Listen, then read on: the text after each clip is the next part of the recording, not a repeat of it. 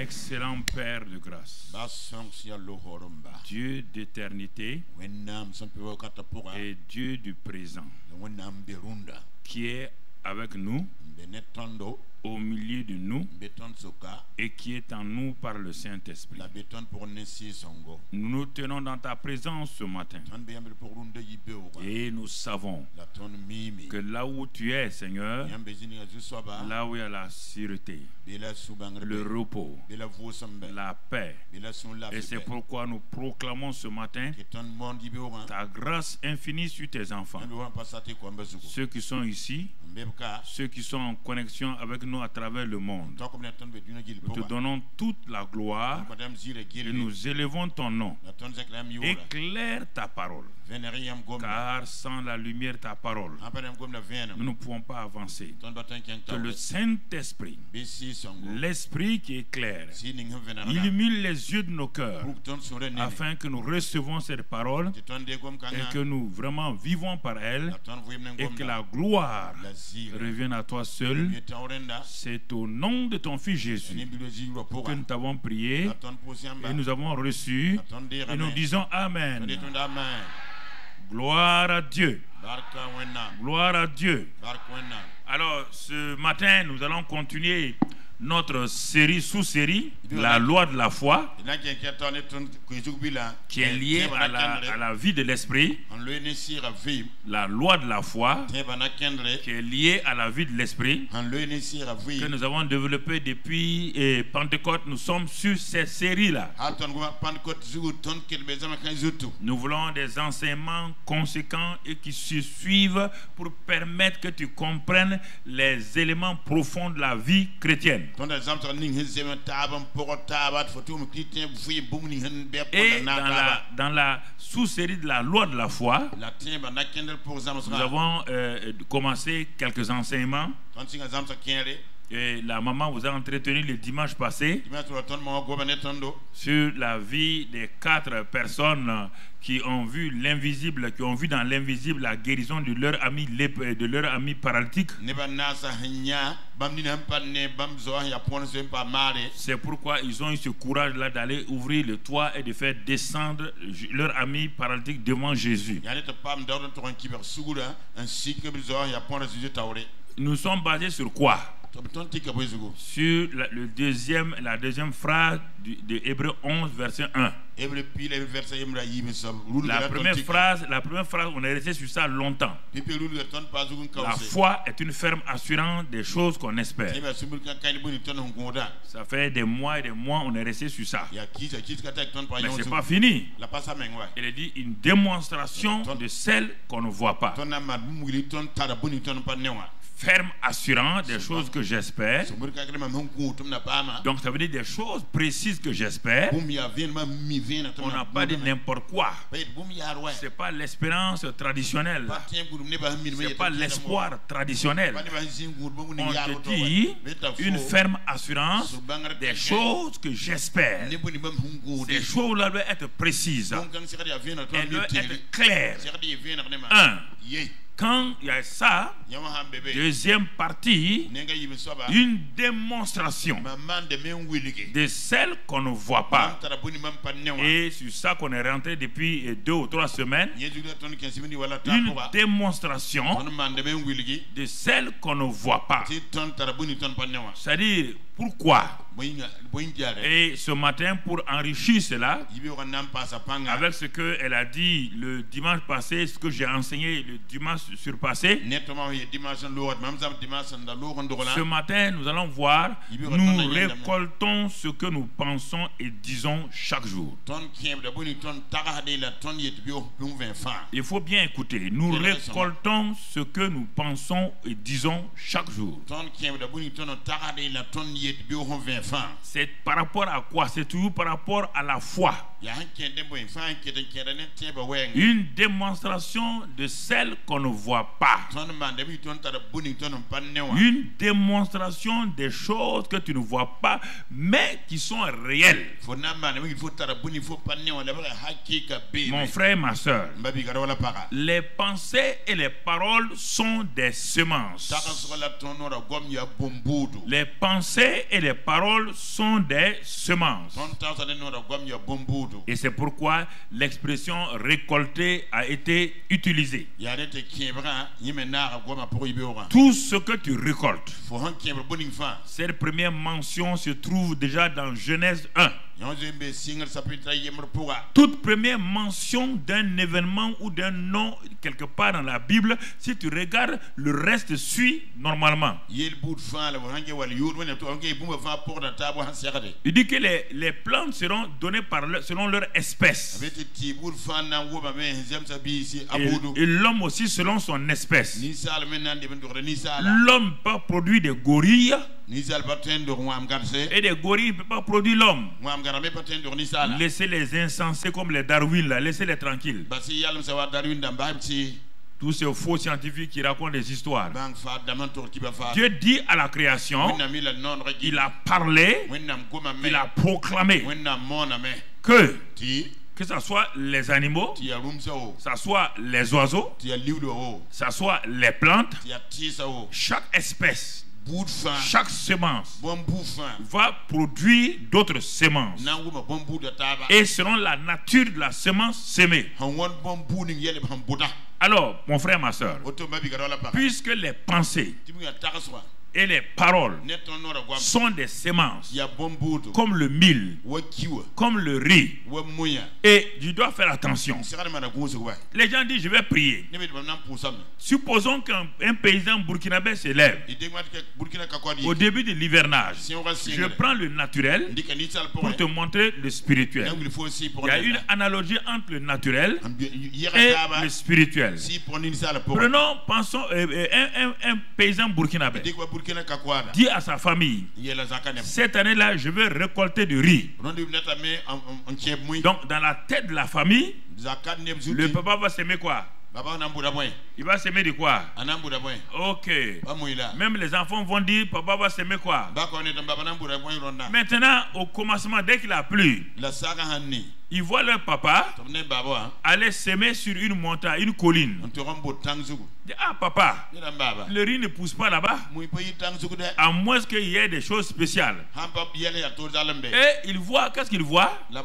Il voit le papa là s'aimer des grains d'arachide. Est-ce qu'ils vont récolter du riz? Supposons qu'il amène toute sa famille pour jeûner et prier. Ça va changer. Ça va changer. Il faut comprendre. Le jeûne et la prière ont leur place. Mais si tu sèmes, le jeûne et la prière ne changeront rien. J'ai dit à tous mes enfants là, vous mettez trop l'accent sur le jeûne et la prière au détriment de la parole de Dieu. Le jeûne et la prière, c'est une pluie. Une pluie qui vient arroser une semence. La parole est la semence. Le jeûne et la prière, c'est la pluie et l'engrais qui viennent aider la semence à monter. Mais toi, tu n'as rien semé. Et toi, le sol est arrosé. Tu vas récolter des épines. Tu vas récolter des herbes. Il faut que les gens ont renversé le christianisme. Les gens ne veulent plus s'attacher à la parole. Ce qu'ils veulent, qu'on leur dise qu'il faut aller prier, jeûner et tu auras le mari de quelqu'un. Ok. Allez-y. Allez-y. Va prier, jeûner et tu auras le mari de quelqu'un. Et tu verras. Quand la femme va venir avec un gourdin, ça. Écoute-moi, mon frère, ma soeur. Il y a des choses importantes que nous devons comprendre. Et je dis à la jeunesse, il faut bien comprendre les choses. N'entrez pas dans le christianisme pour chercher des choses. Le christianisme est centralisé sur Jésus-Christ, sa parole. Et ça va vous aider. Alors, nous disons que nous récoltons tout ce que nous pensons ou disons chaque jour. Et cela, nous le savons, on l'a déjà prêché depuis des années, on le prêche, on le reprêche. La répétition est la méthode pédagogique pour que les leçons rentrent tant sur le plan intellectuel que sur le plan spirituel.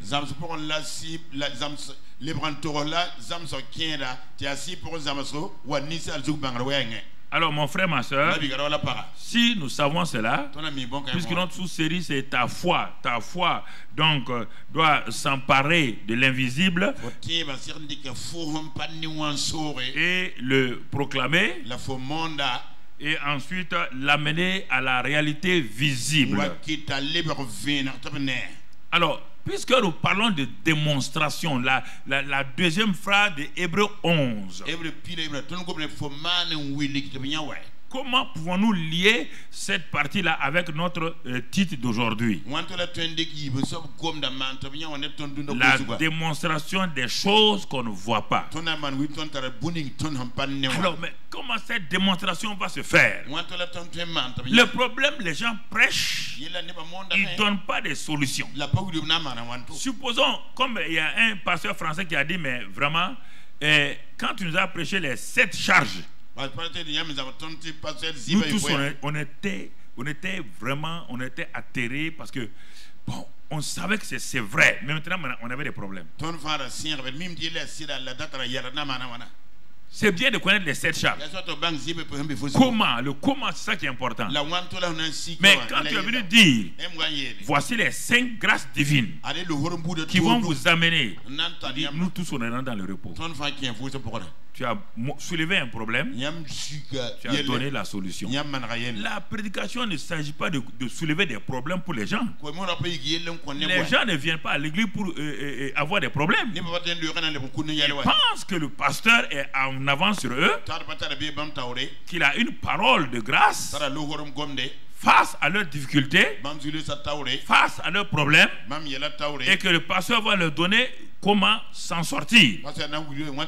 Mais dire aux gens que si tu voles, tu mourras, tu iras en enfer. Ça ne change personne.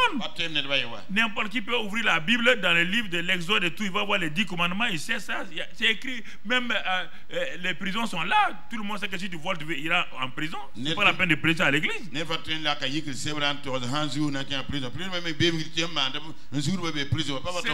la peine de prêcher ce que la police et la gendarmerie appliquent déjà.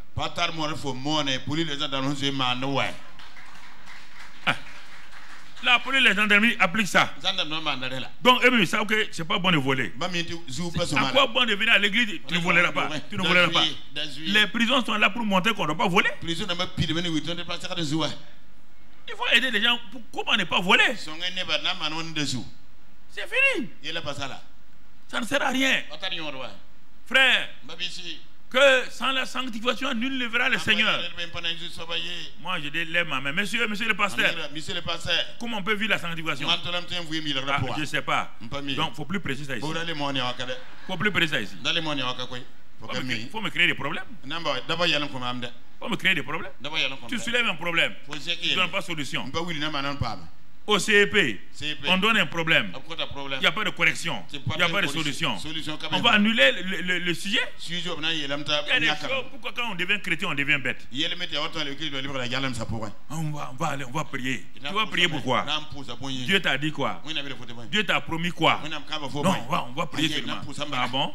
Prier seulement. Toutes les religions prient. Toutes les religions. Alors, frères et sœurs, il y a des choses qu'il faut que vous sachiez. Ne venez pas à l'église. Il faut venir écouter la parole. Tendre les oreilles simplement pour voir qu'est-ce que Dieu veut m'apprendre aujourd'hui. Comment affronter mes problèmes et m'en sortir. Donc, puisque la Bible me montre que mes pensées et mes paroles sont des semences. Et je suis dans la sous-série la démonstration des choses qu'on ne voit pas. Comment cette démonstration peut-elle se faire? Voilà la question. Elle repose sur deux éléments principaux. La démonstration. Votre mode de pensée et vos paroles que vous prononcez tous les jours. Je vais aller pas à pas maintenant. Votre mode de pensée et vos paroles que vous dites, proclamez chaque jour sont les deux éléments principaux qui vont amener la démonstration des choses que vous ne voyez pas. Démonstration ou manifestation. Mon frère, ma soeur, c'est cela que nous devons voir. Alors, si nous commençons à écouter, à méditer ces paroles-là, Dieu va nous aider. Alors, quel est mon mode de pensée maintenant? Je parle et je t'amène toi-même à me suivre, à voir ton mode de pensée. C'est pas moi, ce n'est pas à moi de te dire comment tu penses. Moi, je suis en train de te dire comment. Regarde bien quel est ton mode de pensée chaque jour.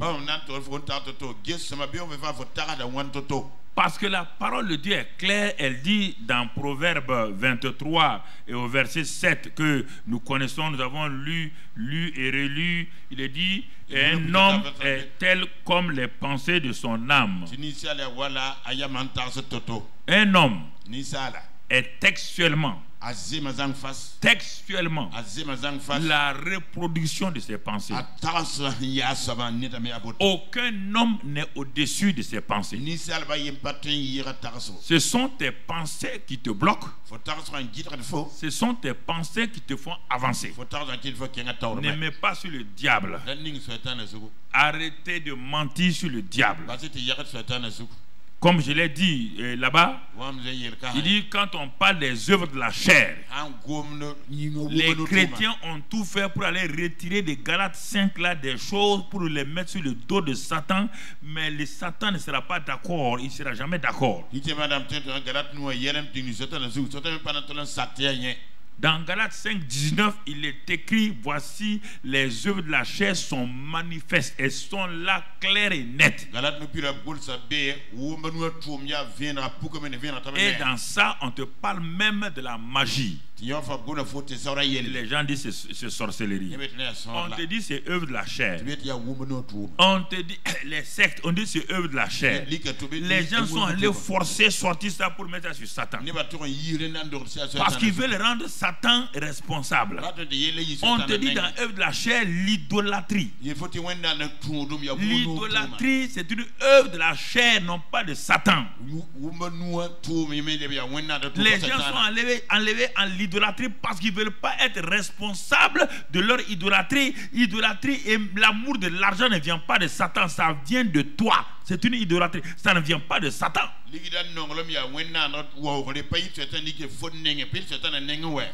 Si tu prends Galates 5, 19, tu vas voir que beaucoup de choses, on a mis ça sur Satan, alors que non, Dieu dit c'est la chair. C'est la même chose ici. On te dit que tu es textuellement comme les pensées de ton âme.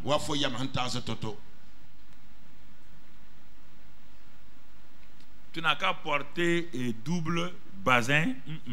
Ça ne compte pas. On te dit qui que tu sois, toi et tes pensées là, vous êtes identifiés.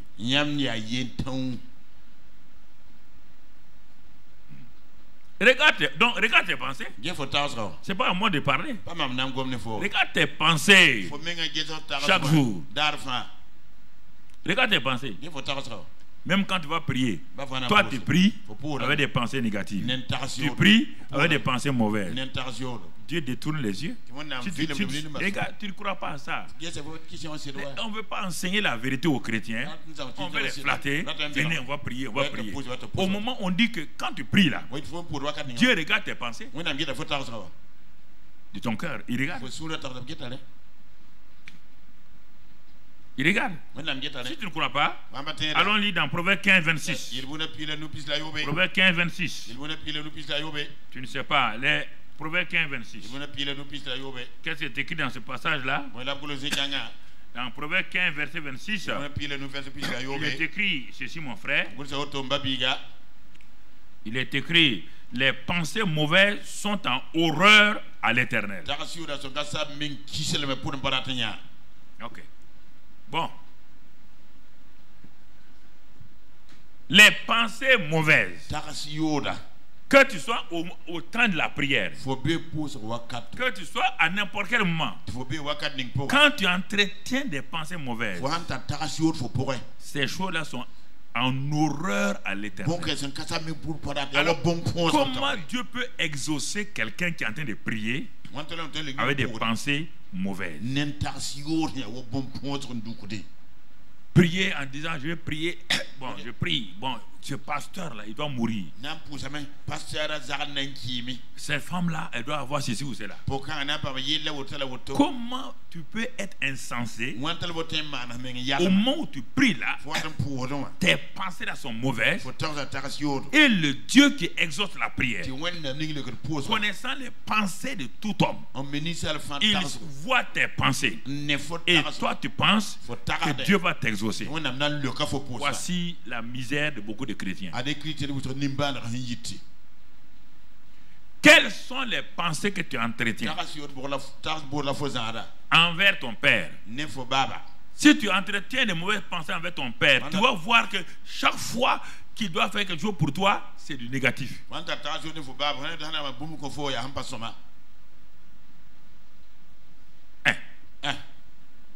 Puisque tu as décrit dans tes pensées, tu as décrit ton père comme un méchant homme. Alors, comment du méchant peut sortir du bon? Je pose la question. Beaucoup de gens viennent dans les églises. Ils ont de mauvaises pensées sur leur pasteur. Ils peuvent venir s'asseoir. Ils n'ont qu'à dormir. Ils n'ont qu'à prendre l'hypico dormir. Rien de bon ne sort. Pourquoi? Ils ont déjà décrit dans leur pensée le pasteur négativement. Un enfant doit faire attention à sa vie. Une femme doit faire attention à sa vie. Quelles sont les pensées que tu as à l'égard de ton mari? C'est ça. Quelles sont les pensées que tu entretiens à l'égard de ta femme? Quelles sont les pensées que tu entretiens à l'égard de tes enfants? Si tes pensées sont, cet enfant ne s'en sortira pas. Tu vois dans tes pensées un enfant dans la défaite, il sortira un enfant dans la défaite. À moins que l'enfant lui-même, comme Jabet, renverse ça. Il y a des combats que les gens mènent inutilement.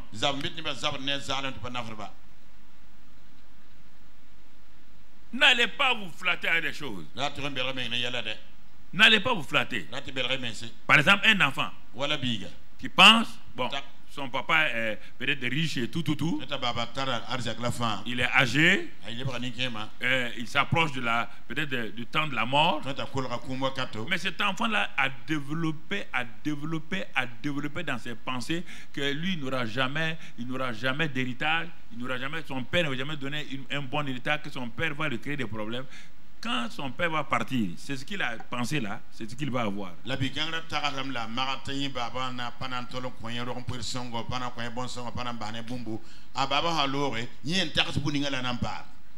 Il faut développer. Une femme développe. Mon mari, c'est un bon mari. Tous les enfants que nous avons eus là sont des bons enfants. Mais sont des bons enfants. Il y a des mères qui luttent contre leurs filles ou des pères qui luttent contre leurs fils. Ça ne marchera pas. Ils vont récolter ce qu'ils ont semé. Pas lutter. Ce que tu penses là, c'est ce que tu vas avoir. Les pensées sont des semences. Regarde bien, Quand tu as des mauvaises pensées sur quelqu'un, quand tu t'approches de la personne, regarde comment la personne réagit. Pourtant, elle n'est même pas au courant. Elle réagit. Pas à cause de lui, à cause de toi. Tu parles des sentiments négatifs. Mais tu bloques. Les gens ne savent pas ça. Il ne faut pas te laisser berner que quelqu'un chante tes pensées à l'égard de ton père ou ta mère. Hein, ou de tes enfants. Pas te leurrer. Toi, tu peux mettre aux enfants, au monde des enfants, et tu vas haïr ces enfants-là. Tu es une mère insensée. Tu es un père insensé. Et tu vas récolter ce que tu as sémé. Tu vas récolter ce que tu as sémé. Les pensées sont dangereuses. Regarde ce que tu penses chaque jour. Regarde. Tu ne dépasses jamais tes pensées. Ce que tu penses là, c'est là où tu tombes chaque fois. Regarde ta vie. Il ne faut pas me regarder. Regarde ce que tu penses tous les jours. Regarde ce que tu penses tous les jours. Et tu vas voir plus tard que les pensées que tu entretiens là, obligatoirement, ces pensées-là vont s'exprimer en parole. Obligatoirement. Sinon, tu deviens un hypocrite. Un hypocrite, c'est quoi? Ce qu'il pense, il ne le dit pas.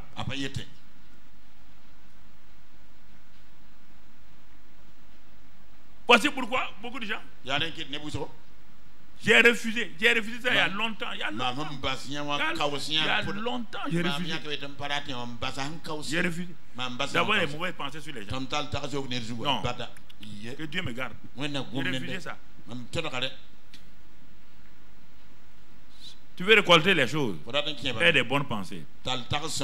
Partout où je vais, partout où je vais, les gens viennent vers moi. Je dégage des pensées des bonnes pensées sur les gens. Mais c'est des pensées de suspicion, des pensées de doute sur les gens, des pensées de ceci. Tu penses qu'ils vont faire comme ça. Ce que tu sèmes là, tu vas le récolter. Tu en prends? Proverbe 30, verset 32.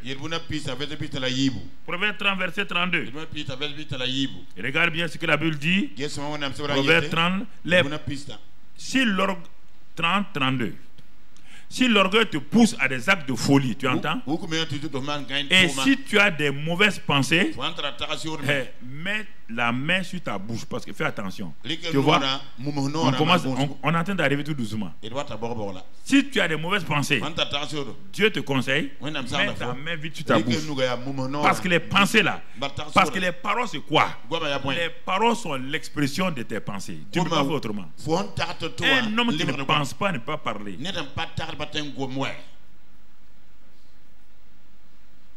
Un homme qui ne pense pas ne peut pas parler. Le cheval ne pense pas, il ne peut pas parler. Il fait du bruit. Il n'a pas une pensée intelligente.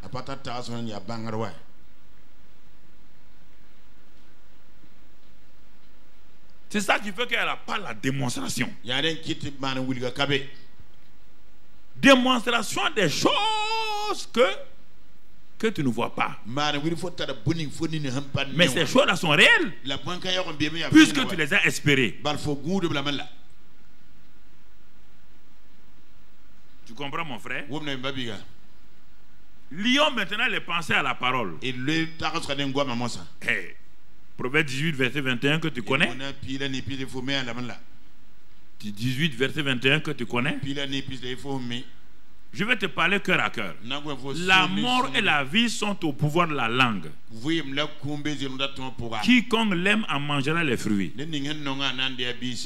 J'ai des pensées négatives, des pensées mauvaises, et elles s'expriment par des paroles mauvaises. Et dit, tu es en train de provoquer la mort. Mort prématurée, défaite, échec.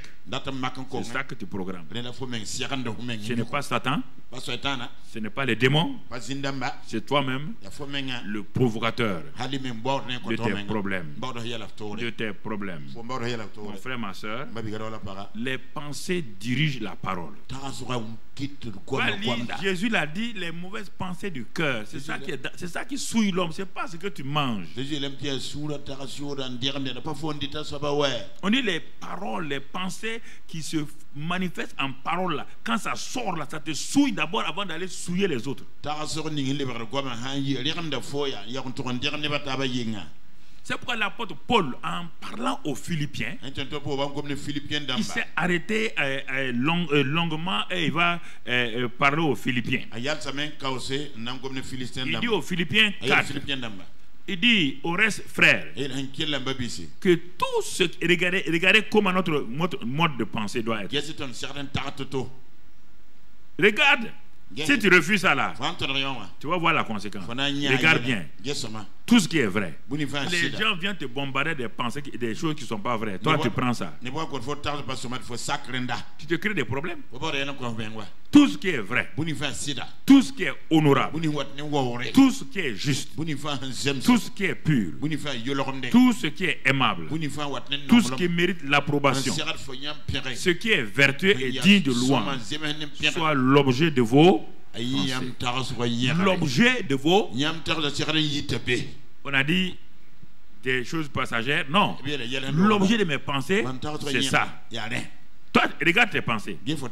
Tout ce qui est mauvais, tout ce qui est impur, tout ce qui est déshonorable, tout ce qui n'est pas vrai, c'est ça que toi tu as.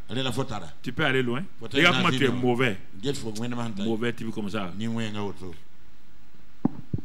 Regarde tu es mauvais. On dit, tu es un chrétien. Même dans ton service, tu es un chrétien. Lui là, non. Cette femme est une chrétienne. Cette femme là. Quand tu vois les femmes parler, ou les hommes parler, c'est pas loin. Ce sont ses pensées. Ne va pas loin. Elle entretient des pensées comme ça, ou il entretient des pensées comme ça. C'est quoi ça sort? Alors, comment voulons-nous maintenant? Regarde le verset qui suit, verset 9. Le verset 9 va te parler. Alors, il dit, bon, maintenant, ce que vous avez appris là, reçu et entendu de moi, est-ce que vous avez vu en moi? Pratiquez-le. Conjonction de coordination. Et le Dieu de paix sera avec vous. Donc, ça veut dire que le Dieu de paix ne sera jamais avec toi si tu entretiens ce qui est faux, ce qui est déshonorable, ce qui est mensonger. Il ne sera jamais avec toi. Tu n'as qu'à aller chez n'importe quel prophète. C'est Dieu qui a parlé. Et le Dieu de paix sera avec toi. La Bible dit veille sur toi-même. Veille sur toi-même. On n'a pas dit à quelqu'un de veiller. La femme ne veille pas sur son mari. L'homme ne veille pas sur sa femme. Dieu a dit à chacun veille sur toi-même. Veille sur toi-même. Parce que ce sont des choses. Comment tu vas veiller sur quelqu'un, tu ne connais pas ses pensées? Tu vas veiller sur lui comment? Les gens veillent sur les actes des gens. Ça c'est faux. On ne peut te tromper par des actes. Les actes trompent les gens. C'est pour dire à chacun de nous, veille sur toi-même. Veille sur toi-même. C'est ça. Et le Dieu de paix, j'ai noté quelques passages, il sera avec toi. Donc ça veut dire qu'il y a une liaison entre les pensées et la foi de l'homme. Parce que les pensées négatives, mauvaises, empêchent le Dieu de paix d'être avec toi. Je parle, on dit, quand les pensées mauvaises sont l'objet de ton âme. Je ne parle pas, bon, une pensée mauvaise vient et rapidement tu as balancé ça. Je ne parle pas de ça. Toi, tu vis dans ça. Les pensées mauvaises, c'est quoi? Entretenir la peur. Les pensées mauvaises, c'est quoi? tout le temps penser à la... Toi, tu penses au cercueil, à la mort prématurée. C'est clair. Ce que tu penses là, tu vas l'avoir. Les pensées mauvaises, c'est quoi? Je ne me marierai jamais. Ah, tous les hommes sont comme ça. Les hommes sont comme ça. Tu as ça dans ta tête. Toi, tu es dans ta tête que les hommes sont comme ça. Comment tu vas te marier? Toi-même, tu es quoi? Voici. Les pensées mauvaises. Les pensées négatives. C'est tout ça. Les maladies. Les problèmes. L'insécurité. Toi, tu dors actuellement, tu es angoissé par l'insécurité. Tous tes rêves, c'est l'insécurité. Il dit que ce que tu penses là, c'est ce qui va t'arriver. Ça va t'arriver. Les pensées sont des semences. Il ne faut pas les mettre sur quelqu'un. Non, assois-toi et prends un cahier, regarde régulièrement tes pensées depuis des années et ta vie. Tu verras qu'il y a une corrélation étroite. Peut-être ta corrélation est égale à 1.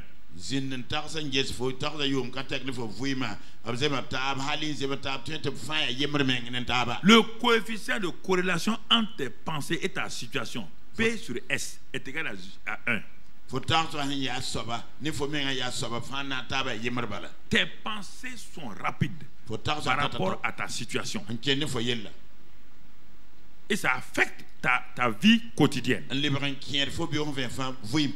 Plein de gens sont dans ça et ça ne va pas. Le vrai combat spirituel d'un chrétien, c'est la guerre des pensées et des paroles qu'il prononce régulièrement sur lui-même. C'est pas contre Satan. Jésus a vaincu Satan. Il a détruit les œuvres des ténèbres. Les gens s'en vont pour attaquer Satan avec les pensées négatives, les pensées mauvaises. Ça ne peut pas aller. Tu es dans son domaine. Les pensées mauvaises et négatives sont son domaine. Comment toi tu vas attaquer ton patron dans son domaine et réussir? Il faut sortir de ça. Il faut que tu vois les gens tels que Dieu veut que tu les vois. Ok. Il y a des choses, les gens veulent que on leur dit, il y a des choses terribles que les gens font, après ils regrettent, ils ne savent pas pourquoi ça s'est passé.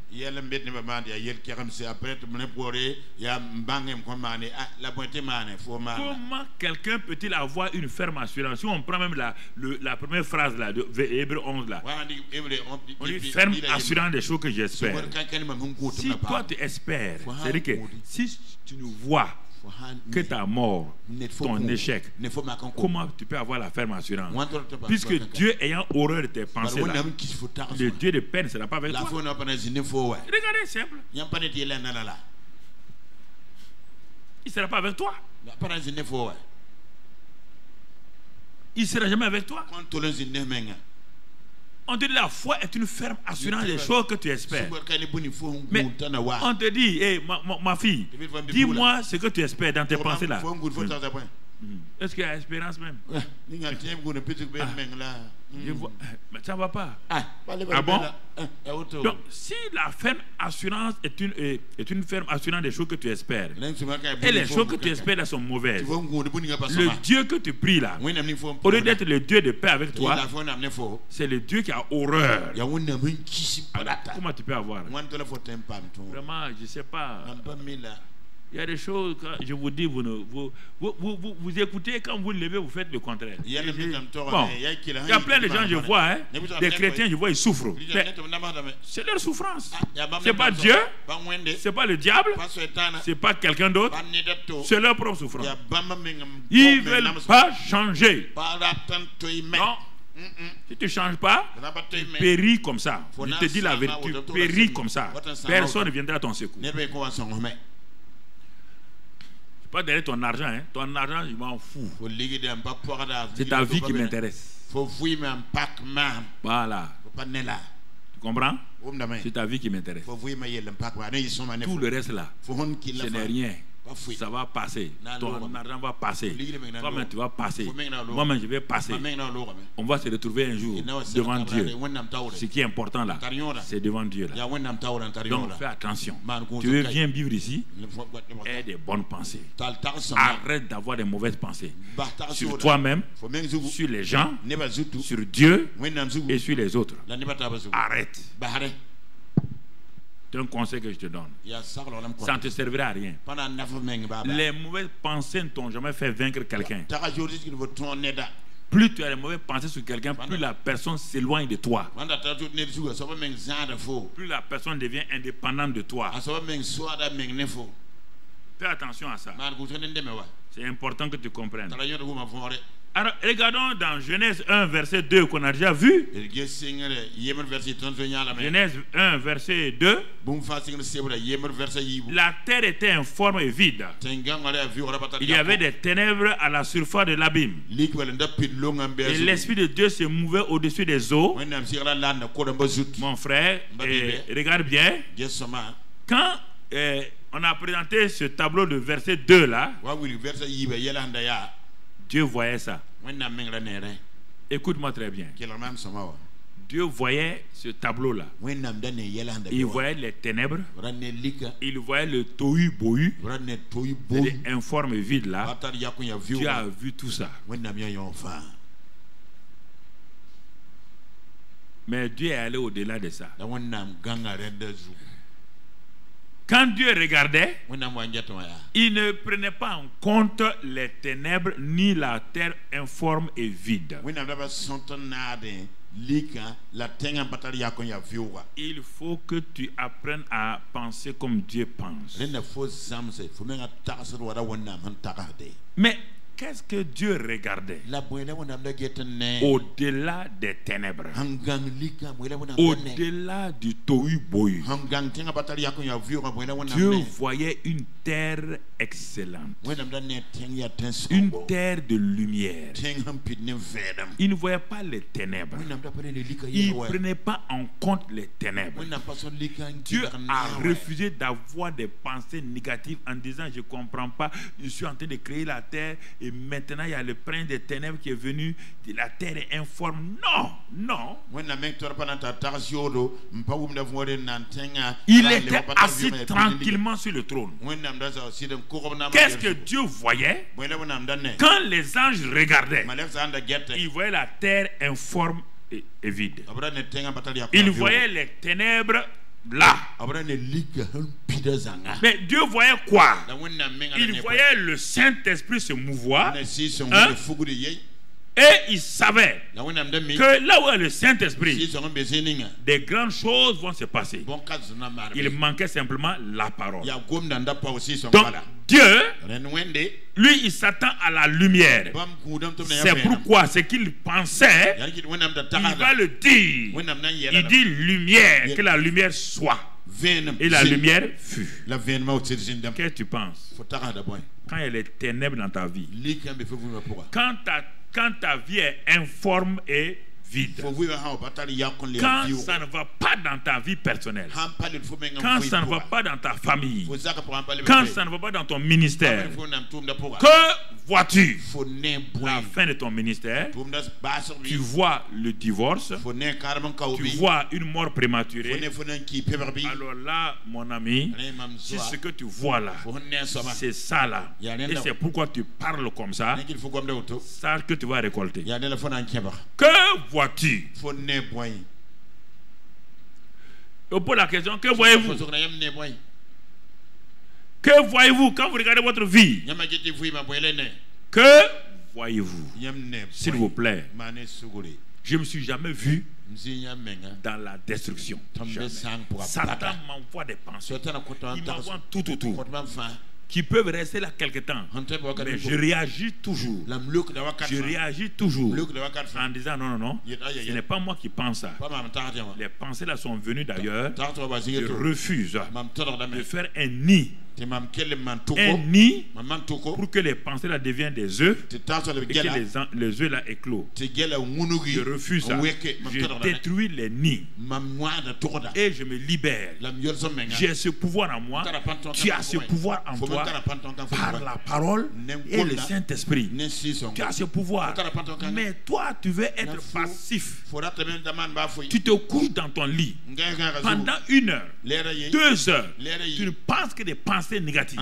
Aujourd'hui, demain, après-demain, tu ne seras jamais guéri. Tu ne seras jamais délivré. Tu n'auras jamais de succès. Parce que pendant des jours, au moment où tu vas à l'école, tu as déjà vu ton échec. Toi, tu fais quoi à l'école? Si tu as déjà vu ton échec, arrête d'aller à l'école. Si tu as déjà vu ta mort, arrête de prendre les médicaments. Car tu as déjà décidé ta mort. Si tu as déjà décidé que tu ne te marieras pas, que tous les hommes sont mauvais, décide d'être célibataire. Décide d'être célibataire. Décide. Fais attention. Qu'est-ce que tu penses?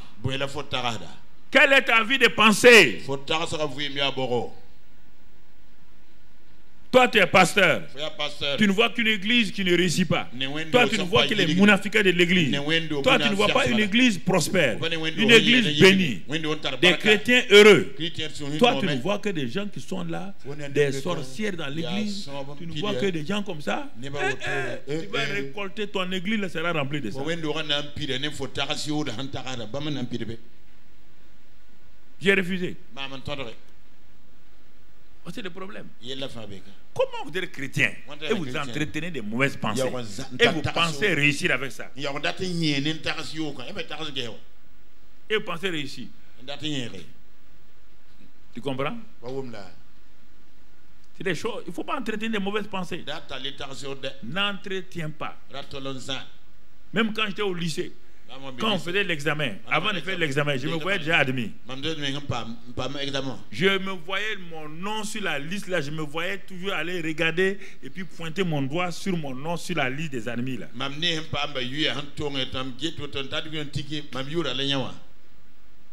Tu comprends? J'ai appris ça quand j'étais enfant, j'étais en 4e. Ma mère m'a un peu donné une leçon dans ça. On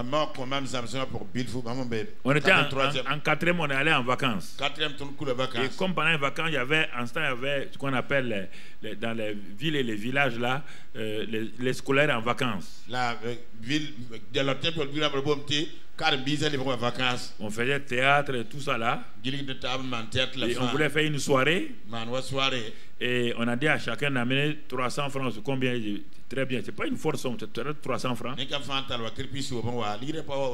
Mais comme mon père était pauvre là, il sait qu'il n'a pas 300 francs. Mais il élevait beaucoup de poulets. Les gens ont dit, bon, ceux qui n'ont pas 300 francs peuvent amener un poulet. J'avais des pensées négatives.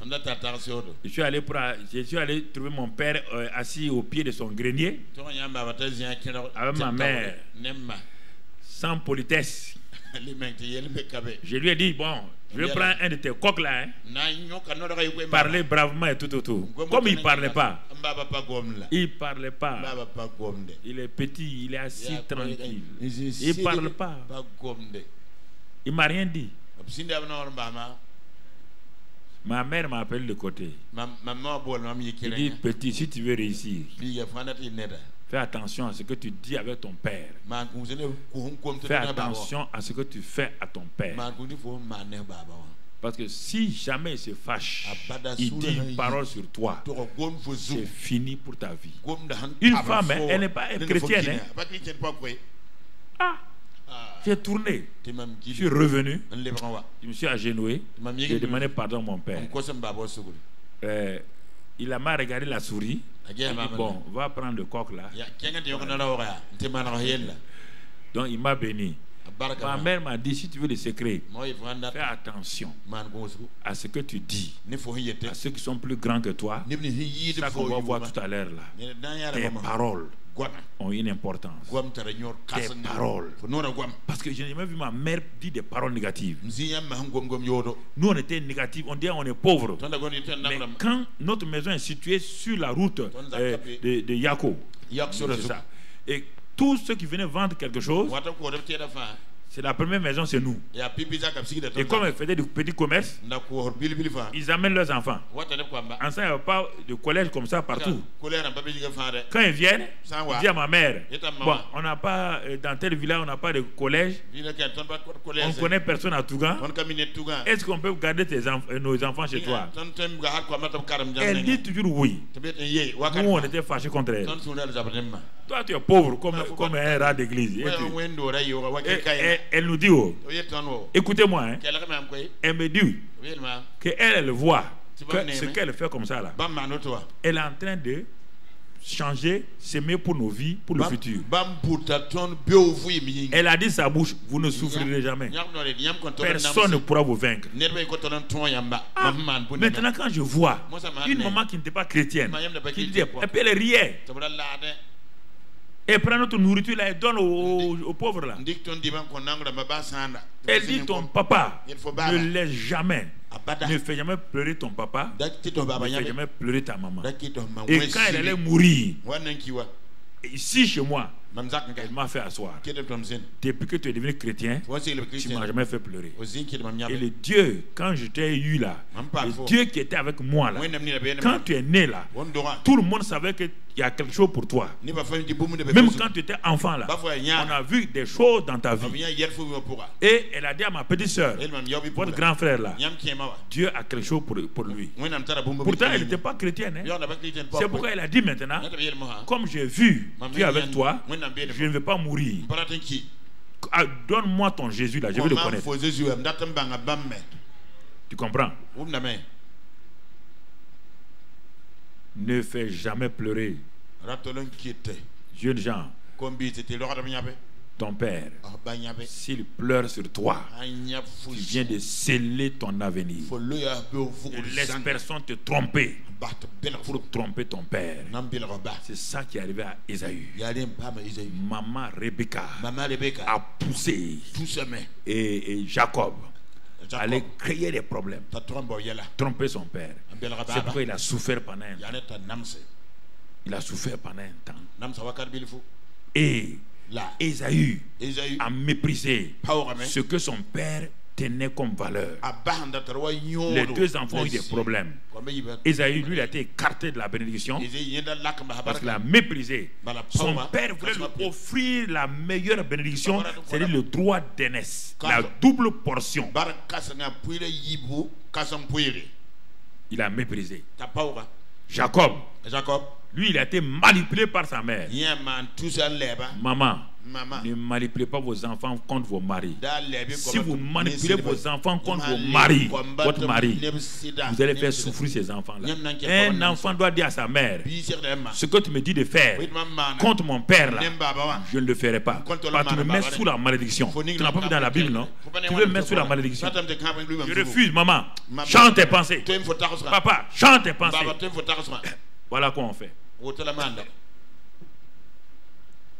Faut jamais le faire. Hein? Et les enfants d'aujourd'hui, c'est malheureusement, ils font ces erreurs-là. Après 10 ans, leur vie a des problèmes. Ils ne comprennent pas. Le papa qui est mort là, il est mort avec des larmes. Ta vie est scellée. Ok. C'est important. Dieu voyait quoi? Dieu voyait la lumière. Dieu voyait une belle terre. C'est pourquoi il a continué à parler. Dieu dit. Dieu dit. Parce qu'il voyait, il pensait, il parlait. Il voyait la mer. Il a dit. Il a vu le soleil. Il a dit. Et quand il a fini, il s'est noté lui-même. Très bien. Et il a mis fin. C'est comme ça. Penser, parler. Par tes pensées vont être en parole. Par tes paroles sont l'expression de tes pensées. C'est ça, mon frère. Job pensait mal. C'était un homme saint. Tout le monde dit. Job a eu 2 témoins de Dieu et n'a pas tenu compte. Dans Job 1, on a décrit Job comme un homme fidèle, intègre, qui craint le mal. Quand Satan est venu pour parler à Dieu de Job, Dieu a donné le même témoignage. Le même témoignage, mot à mot. Alors les gens disent, mais pourquoi la souffrance du juste? Les gens prennent ça pour prêcher, mais ils ne vont pas jusqu'à Job 3. Ils s'arrêtent que Satan attaque les justes. Quand tu prêches un message inachevé, tu as un problème de choses. Un message inachevé pour créer des problèmes. Le message de Job dans Job 1, Job 2, c'est inachevé. Parce que ça va faire peur à tout le monde. Donc on peut se garder dans la sanctification, on peut se garder dans l'honnêteté, et puis malgré ça, Satan nous attaque. Dieu, comment on va faire? Quand tout le monde a peur, à quoi bon se sanctifier? Va à Job 3. Pas tu t'es arrêté à Job 1, 2.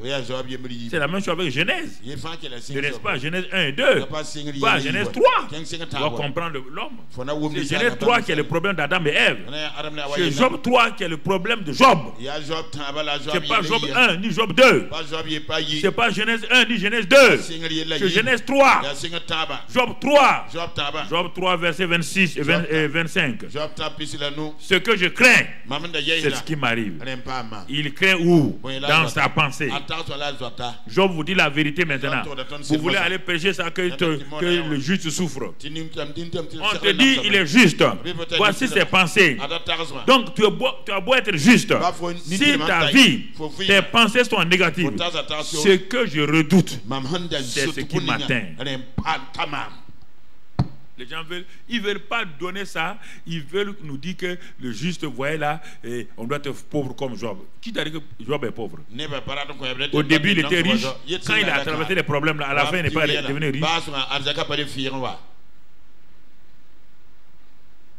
Les gens, quand ils ont eu des pensées pauvres, ils veulent t'amener derrière eux. Et tu vas être le 11e pauvre. Faut pas. Il y a des gens qui aiment la souffrance. Ils aiment la souffrance. Hein? Quand ils chantent, tous les chants sur la souffrance là. Regarde ça. Quand tu vois un chanteur chanter les chants sur la souffrance, douleur, il ne faut pas demander. Demande, viens petit, viens t'asseoir.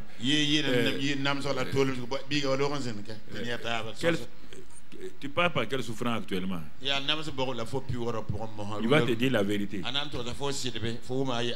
Parce que souvent les chants viennent chanter leur état d'âme. Leur état d'âme. Le jour qu'ils sont contents, tu vas le voir, ils sautent. J'ai tourné, j'ai chanté. Les gens les jours qu'ils ont un problème à la maison, ils font comme mes frères Julafone là. Toro, c'est-à-dire que souffrance dans le monde. C'est la souffrance du chrétien, souffrance dans le monde. C'est l'état d'âme. L'état d'âme des gens. Il suffit de les regarder, tu sais qu'elle a un problème. Quand tu vois un chrétien parler tout le temps de Satan, des sorciers autres là, ne va pas loin, appelle-le. Viens t'asseoir. Quel est ton problème au juste? C'est ça. Les pensées mauvaises. Et regarde bien. Job dit, ce que je crains. Non, ne prêche pas Job 1, Job 2 seulement. Ne prêche pas les souffrances de Job. Va chercher la cause. Et Après ça, Job 3 là, regarde comment il parle mal. Job 4, Job 5, il dit maudit soit la nuit où un enfant était conçu. Donc il maudit son père et sa mère. La nuit où mon père et ma mère sont allés ensemble là, que cette nuit là soit maudite. Donc Job là est un bon type. Hein?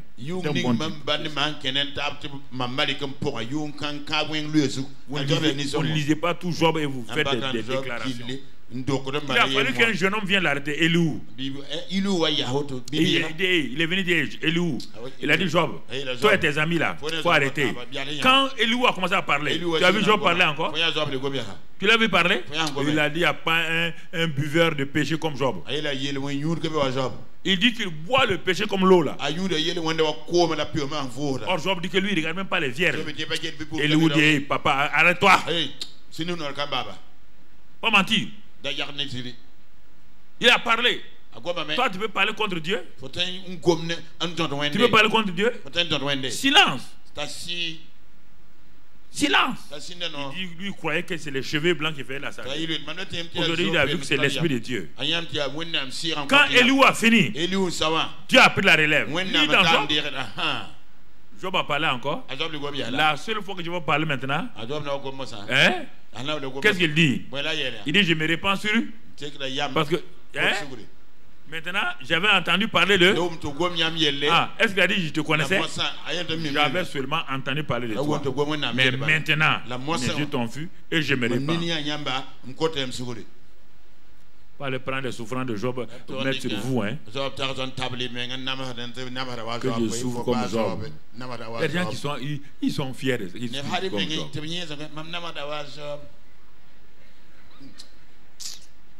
Quand tu entends quelqu'un comme ça, il faut lui dire, mais toi,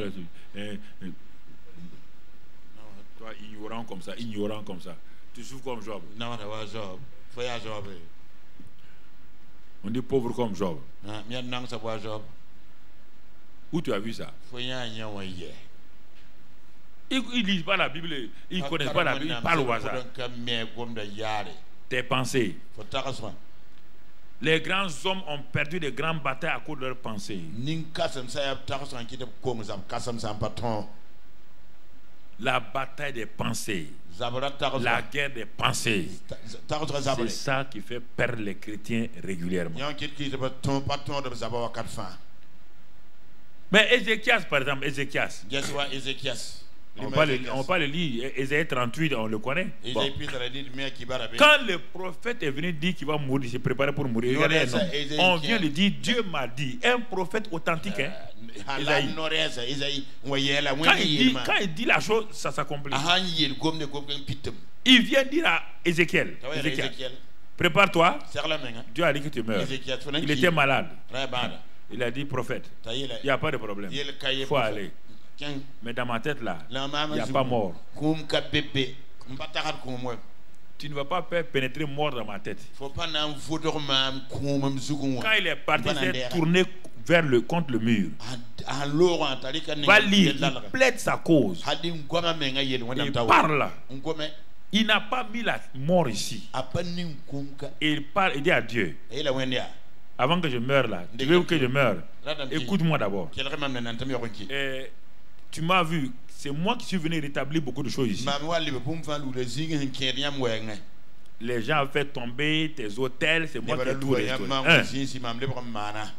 Quand moi je te loue, je t'adore là, est-ce qu'il y a quelqu'un comme moi? Il dit, mais si tu dis je meurs là, est-ce que les morts peuvent louer Dieu? Dieu, il faut réfléchir.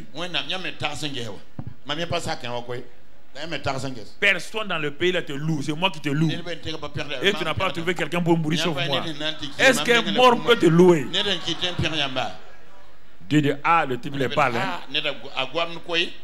Il dit, hey, allez-y, dit à Esaïe. Attrapez-le. Esaïe n'a pas quitté la cour encore. Il dit, retourne. Le gars il parle. Hein?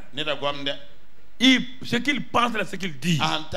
J'ai regardé son cœur là. Il a refusé. Il n'a pas mis la mort là.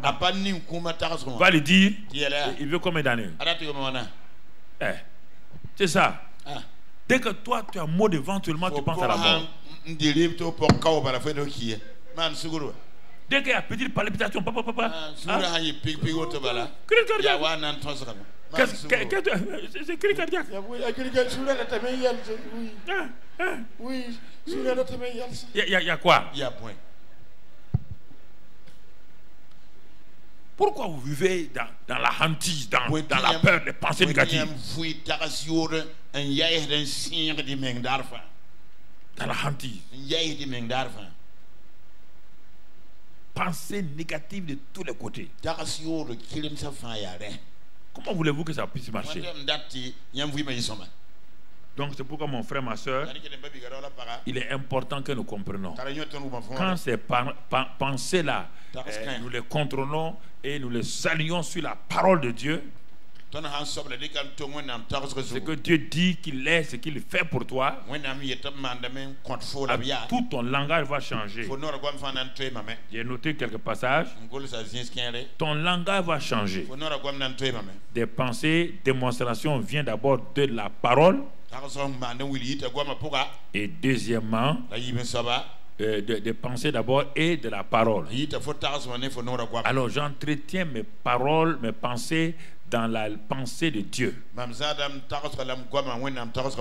Et je pense ce qui est vrai. Philippiens 4, verset 8 là. Ce qui est vrai, ce qui est honorable, ce qui est digne de louange. Quand les choses viennent, ce n'est pas digne de louange, je les rejette. C'est la solution comme ça, Philippiens 4, verset 8. Et quand je fais ça, je veux commencer à parler maintenant. Comme dans Romains 4, 17 qu'on a déjà vu plusieurs fois. Et je veux parler comme Dieu parle. Dieu a vu les ténèbres, n'a pas parlé des ténèbres. Dieu a vu le méchant Paul, il n'a pas parlé de méchant Paul. Il a dit, Ananias, j'ai vu un homme. J'ai un homme. Va le voir. Dieu n'a pas dit un méchant. Il dit un homme qui va se tenir près des rois. Un homme qui a fait tuer Étienne, dont on a mis les habits aux pieds d'Étienne. Toi, tu es les gens qui ont dit qu'il est méchant, il respire la méchanceté. C'est pas Dieu qui a dit ça? Mais Ananias dit à Dieu, on dirait que papa bon Dieu là, ça va pas bien, hein? Est-ce que tu sais que c'est l'homme qui tue les chrétiens là? Dieu dit oui. Mais il faut l'appeler méchant? Non, Dieu dit oui. Ah bon? Tu l'appelles pas méchant? Nous on l'appelle méchant. Nous on l'appelle meurtrier. Dieu dit moi je ne l'appelle pas comme ça. Tu l'appelles quoi? Il dit c'est un homme qui va parler de moi au roi. Il va aller parler de moi. Donc chez toi c'est un bon type. Il dit oui. C'est pourquoi les gens viennent méchants, mauvais. Ils viennent à l'église en 6 mois. Ils ont dépassé les chrétiens de 15 ans. Pourquoi? Pourquoi? Regardez. Dieu prend Abraham. On l'a déjà vu. Dieu, Paul dit, Abraham n'avait pas vu Dieu comme il devait le voir. Parce qu'il a vécu dans la mentalité idolâtre. Les dieux d'Abraham là sont des dieux méchants, des dieux bizarres, qui veut des sacrifices. Quand Abraham a été appelé, Abraham n'a pas eu la mentalité renouvelée. Il n'y avait pas de parole. Romains 12, 2 n'avait pas d'effet. Abraham n'avait pas de parole ni écrite. Et Dieu lui parlait de temps en temps. Mais Paul dit, au bout d'un certain temps, 24 ans, donc dans Genèse 17, Dieu vient pour parler. Il va parler. Il faut qu'il change Abraham pour qu'il y ait des changements à Abraham. Premièrement, il faut qu'il me voie tel que il doit me voir. S'il a des pensées limitées sur moi, s'il a des pensées négatives sur moi, il ne sera jamais ce que j'ai vu en lui. Quand moi je l'ai vu dans Genèse 12, même dans Genèse 11 avec son papa, quand je l'ai vu, même au-delà de l'Euphrate, moi j'ai vu le Père des nations. J'ai vu en lui le Père d'une multitude. C'est pourquoi je suis allé lui dire ce que moi je vois. Mais Abraham ne voyait pas comme ça. Il avait des pensées négatives. Dans Genèse 17, Dieu dit, bon, Abraham, on voit que, bon, tu ne me connais pas bien. Je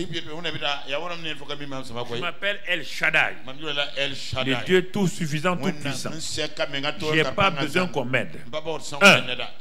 Et deuxièmement, marche devant ma face et sois intègre.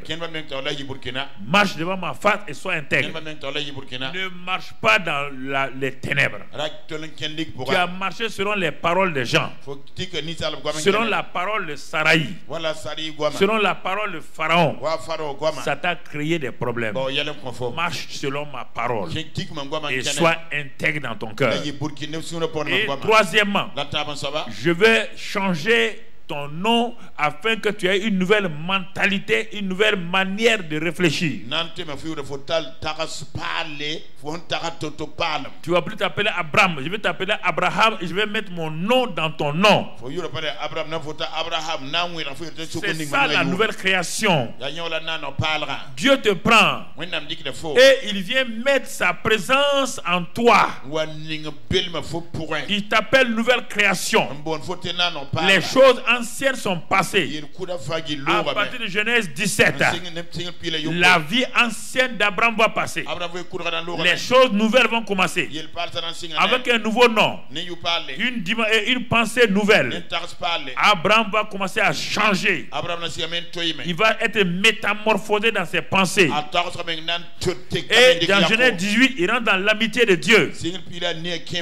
Et plus tard, quand il va aller donner son fils, il est devenu un adorateur de Dieu.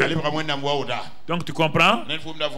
Tout ça, ça commence dans Genèse 17. Dieu donne un nouveau nom à sa femme.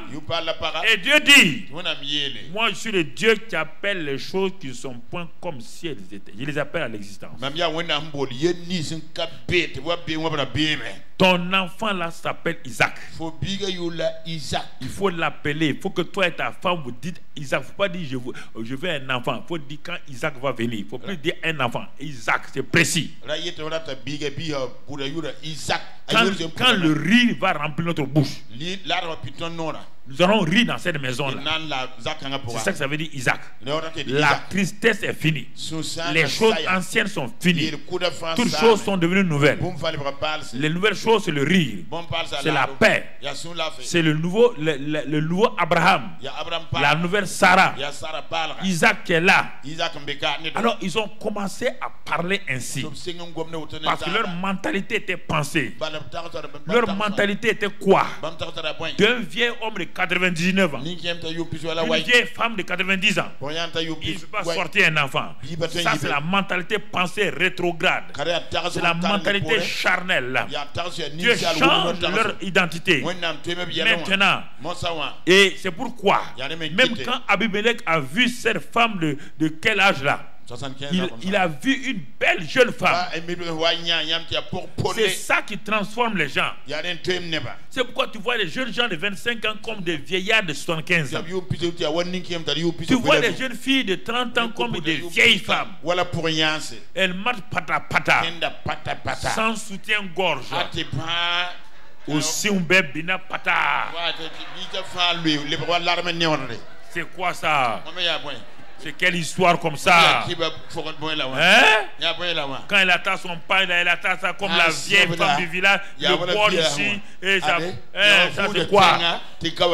Changez vos mentalités. Vous êtes des princesses de Dieu. Vous êtes des princes de Dieu. Changez votre mentalité. Sois dynamisé. Et des pensées aligné sur la pensée de Dieu. Je suis ce que Dieu dit que je suis. Je refuse de marcher dans les anciennes traces. Abraham a commencé à changer de parole. Oui ou non? Oui ou non? Isaac n'est pas venu. Ils n'ont pas célébré.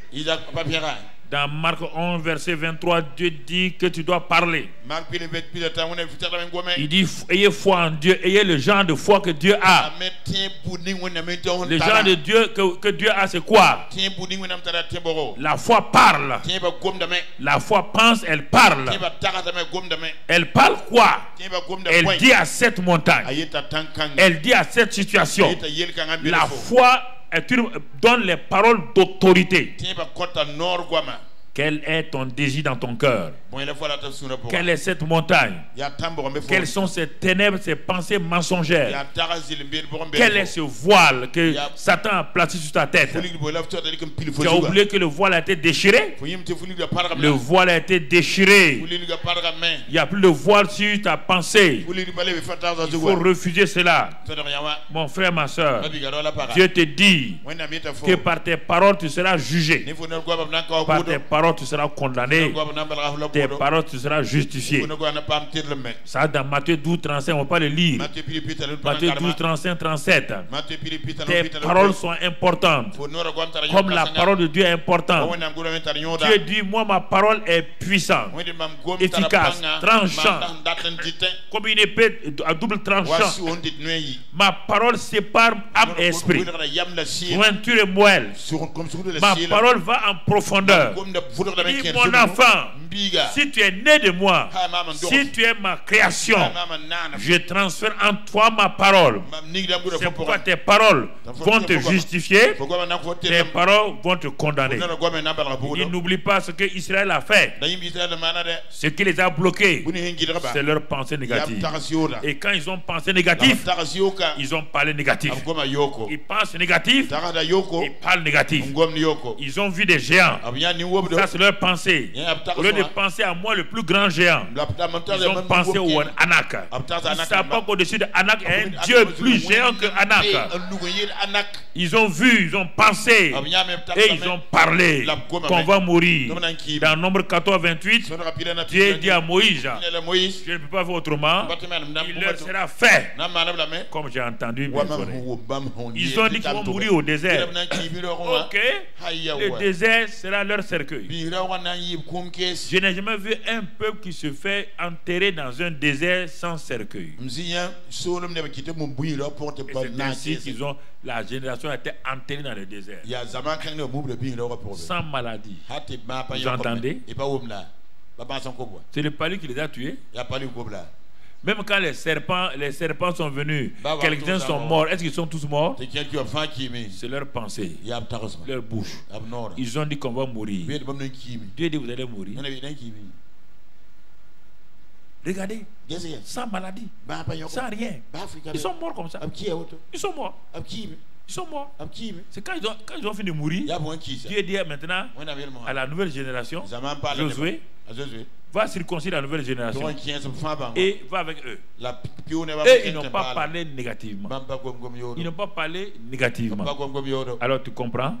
C'est pour quand le centenaire romain est venu vers Jésus, il a regardé. Il a vu son malade déjà guéri. Comme il a vu son serviteur déjà guéri, il est parti chez Jésus. Il voulait entendre une parole. Il est parti avec la pensée. Son serviteur est déjà guéri. C'est pourquoi il dit à Jésus, ce n'est pas la peine de venir chez moi. Dis seulement une parole. Ta parole est d'autorité. Vos paroles sont des paroles d'autorité. Vous êtes des autorités sur vous-même. Ce que vous dites sur vous-même, ça s'accomplit.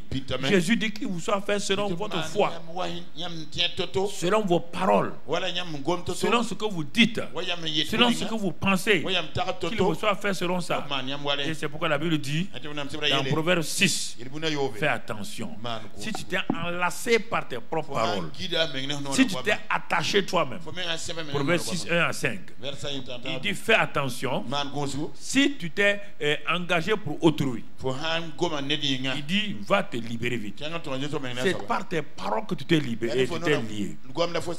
Les paroles de la bouche nous enlacent, sont des liens, dit la Bible. Les paroles de notre bouche.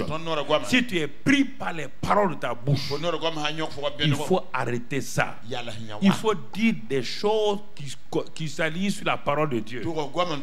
Dis des choses qui s'alignent sur la parole de Dieu. Alors si tu fais ça, mon frère, si tu fais ça, ma soeur, si tu commences à faire ces choses-là, Dieu va t'aider et la grâce de Dieu va t'accompagner. Et tu verras la bonté et l'amour de Dieu se manifester dans ta vie. Et alors tu ne vas pas regretter et tu vas commencer à voir que ce que Dieu dit là, c'est réel et ça s'accomplit au nom de Christ Jésus. Et dans Ésaïe 9 verset 1, on va aller à la fin maintenant. Ésaïe 9 verset 1, il dit le peuple qui marchait dans les ténèbres. Si aujourd'hui tu marches dans les ténèbres de tes pensées, si aujourd'hui tu marches avec les paroles négatives, Dieu te donne une nouvelle espérance. Il dit le peuple qui marchait dans les ténèbres voit une grande lumière sur ceux qui habitaient le pays de l'homme de la mort. Une lumière resplendit. Et dans Ésaïe 60 que tu connais, qu'on a déjà lu et relu, Ésaïe 60, et regarde-toi, Dieu te dit aujourd'hui, il dit mon fils, ma fille, il est temps de te lever. Il est temps de te lever et de sortir de ces situations où tu t'es placé par tes pensées, tes paroles. Dis avec moi, Seigneur, Seigneur, j'en ai assez de vivre lié par mes propres pensées et par mes propres paroles. Je décide aujourd'hui de me délier moi-même, car tu m'as donné l'autorité de me délier afin que le ciel me délie. J'ai vécu dans la mentalité des hommes de ce monde. J'ai acquis ces choses-là, ces vaines manières de penser, de parler dans ma maison, dans la société. Et j'ai été moulé par ça.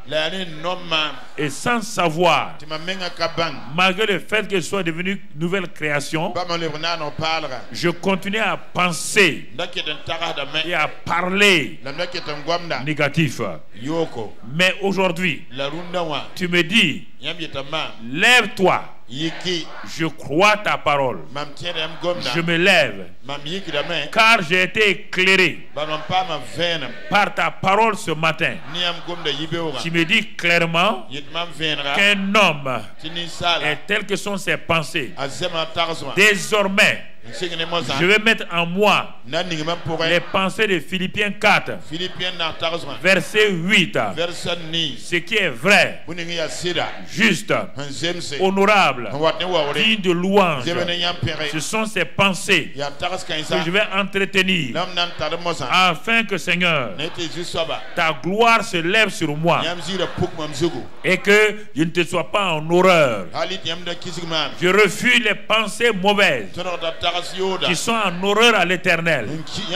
Je refuse les paroles négatives qui me détruisent moi-même. Seigneur, malgré les ténèbres qui couvrent la terre, qui couvrent le monde, moi, je suis la lumière du monde.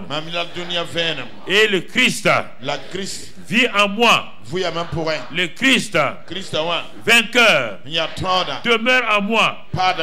Et à cause de cela, Seigneur, je vois un nouveau soleil qui s'est levé sur ma vie. Je quitte ces ténèbres. Je marche dans la victoire. Seigneur, voici ma langue. Purifie-la par le sang de Jésus-Christ. J'ai dit des choses qui me détruisent. J'ai dit des choses qui détruisent ma famille, mon travail, mon ministère. Mais ce midi, je m'arrête et je dis non. J'arrête ces pensées meurtrières, ces pensées de défaite, ces pensées d'échec. Car en moi, comme tu l'as fait avec Abraham, tu m'as donné une identité nouvelle. Je suis une nouvelle création. Le Saint-Esprit demeure en moi. Et à cause de cela, mon langage change. Ma manière de penser change. Je déclare qu'à partir de maintenant, je marche dans la victoire, dans le succès, dans la bonne santé, dans une famille bénie.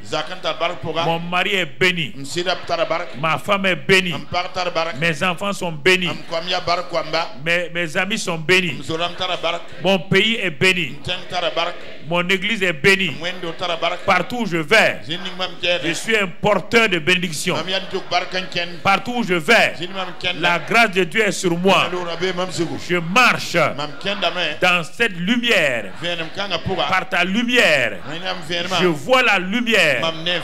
Merci Père.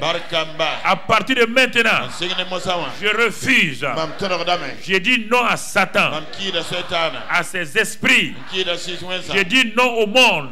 Je refuse de penser comme le monde pense, de parler comme le monde parle. Seigneur, merci pour tes pensées et tes paroles que tu as implantées en moi, et que la gloire te revienne. Merci Père, au nom de Jésus. Amen. Amen. Amen. Amen. Amen. Asseyez-vous. Je donne ce court témoignage pour terminer. Et quand j'ai commencé à être en contact avec Yonggi Cho, il y a 25-30 ans, et quand son premier livre est sorti, quand j'ai lu cela, bon, il y a trop de choses que je ne comprenais pas. Parce qu'il parlait des choses que dans nos églises on ne parlait pas. Bon, j'ai pris le courage, j'ai lu son livre. Bon, je doutais dans mes pensées. Je n'ai jamais entendu ça. Et ce qui m'a frappé, un de ces jeunes chrétiens, à l'anniversaire de sa femme, il est parti acheter un bouquet de fleurs. Il était tellement content qu'il marchait en ne regardant pas dans la rue. Et un taximan est venu le cogner. Il n'est pas mort, mais il était complètement brisé. Et le taximan l'a pris, comme il n'y avait personne, il l'a pris dans son coffre. Il a tourné avec lui pendant des heures. C'est après qu'il y a un contrôle là qu'on a vu, on a enlevé le monsieur pour l'amener à l'hôpital. Et les docteurs de l'hôpital de Séoul ont appelé Yonggi Cho de venir rapidement. Un de ces chrétiens est là en train de mourir et il ne peut plus rien. Yonggi Cho venait d'apprendre certaines choses, lui aussi, et il est arrivé. Bon, on l'a fait entrer. On dit de prier vite. Il faut prier vite parce que c'est-à-dire, sur eux, il fallait faire la prière pour partir, quoi. Non, il a dit au docteur de lui donner 2 minutes. Il dit, il y a une femme qui était derrière lui. Il a prié, Seigneur, ouvre les yeux, ce que j'ai appris là, ouvre les yeux de mon frère là, je vais lui, ce que j'ai appris, moi je vais appliquer ça sur lui. Et effectivement, au grand étonnement des docteurs là, l'infirmier qui était là, le malade l'a ouvert les yeux. Il est dans le coma. Il dit, regarde-moi frère, tu me vois?